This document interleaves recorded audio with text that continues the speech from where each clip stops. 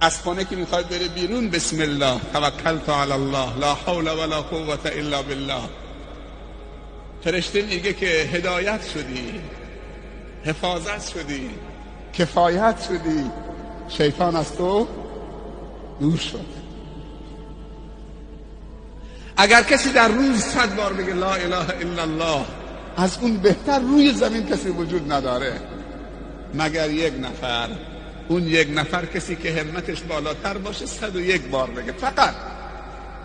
یعنی قلم دست خودته، به خودت نمره بده، بهترینی بیا 15 18 20 100. گفته از اون کسی بهتر روی زمین نیست مگر کسی که 101 بار، یک بار همتش بلندتر باشه.